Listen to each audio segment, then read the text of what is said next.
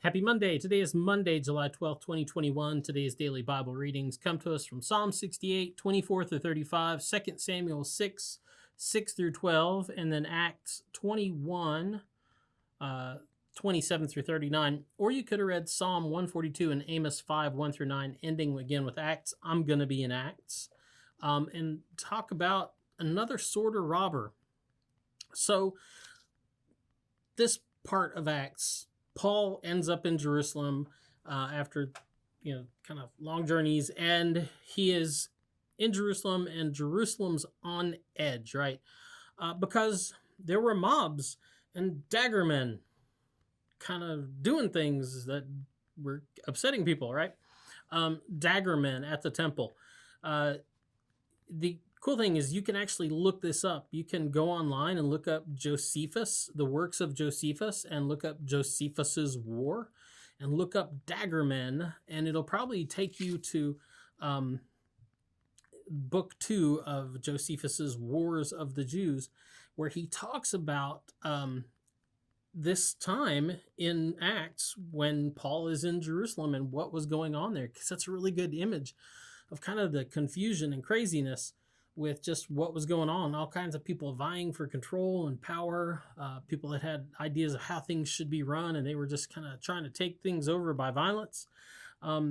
Chapter 13 of book 2 of the Wars of the Jews says this. It says, when the country was purged of these, there sprang up another sort of robbers in Jerusalem, which were called Sicarii, who slew men in the daytime and in the midst of the city. This they did chiefly at the festivals, when they mingled themselves among the multitude and concealed daggers under their garments, with which they stabbed those who were their enemies. And then when any fell down dead, the murderers became a part of those that had indignation against them, by which means they appeared persons of such reputation that they could by no means be discovered. In other words, the bunch of them would show up in one place, blend in with the crowd, and then they would attack the person that they, whoever the political person, the powerful person was, they would attack them, kill them, and then just blend away in the crowd and act as like they were as shocked as anybody else. And if one of them got caught, everybody else, it was understood that the rest of the group would act like they never knew you and they thought you were guilty too. And so somehow they were able to keep operating like this in the midst of the crowds. So things were a little crazy. You got guys with hidden daggers just blending into the crowd, causing all kinds of violence and performing all this political violence, and just melting away into the crowds. Nobody knew where they came from or who exactly they were or when they were going to show up or where they went. And so the city of Jerusalem, when Paul shows up, is on edge, and consequently the Romans are on edge. And Paul shows up and he's preaching at the temple and he runs afoul of the crowd. And that's what the major part of this text is about, how like people, this mob runs up, they get all riled up about what Paul's saying, and they grab him and they start beating him, and then they call for other people to come like help beat him.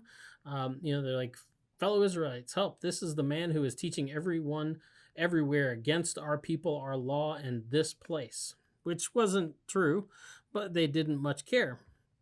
So there's this crowd that is just grabbed Paul, and this mob violence is taking over, and they're beating Paul, and it gets the attention of the Romans. And so the Romans come to the rescue, except not really coming to the rescue for Paul.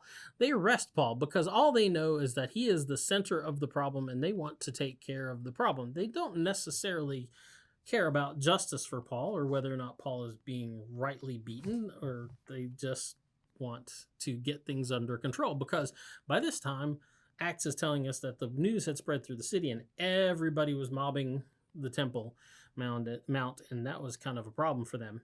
And so they're dragging him away, and we're told that the tribune, because Paul addresses him speaking in Greek, and it kind of surprises the tribune, the guy in charge, as he's leading him away and chained between two Roman centurions.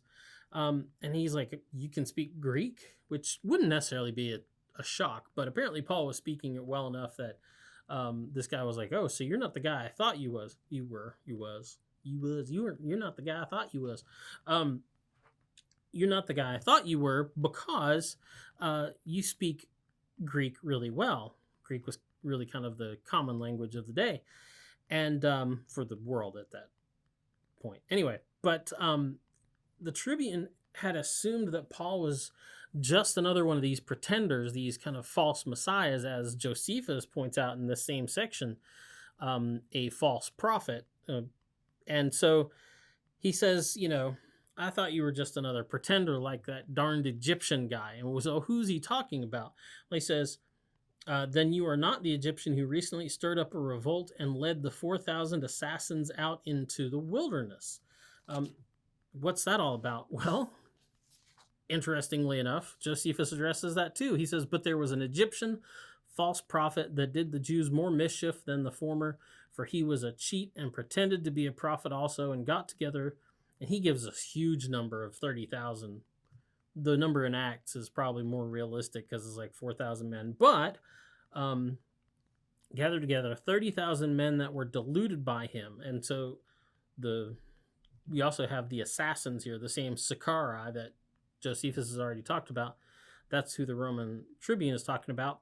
But anyway, he says, those he led around about from the wilderness to the mount, which was called the Mount of Olives, and was ready to break into Jerusalem by force. And so this is a guy who is a pretender to the title of Messiah and is gathering people, violent people, to take the kingdom through violence.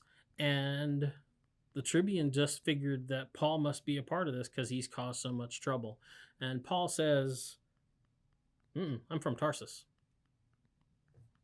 Anyway, that's the DBR for today. Get out. Have a good day. We'll be back tomorrow with another DBR. We'll see you later. Boop.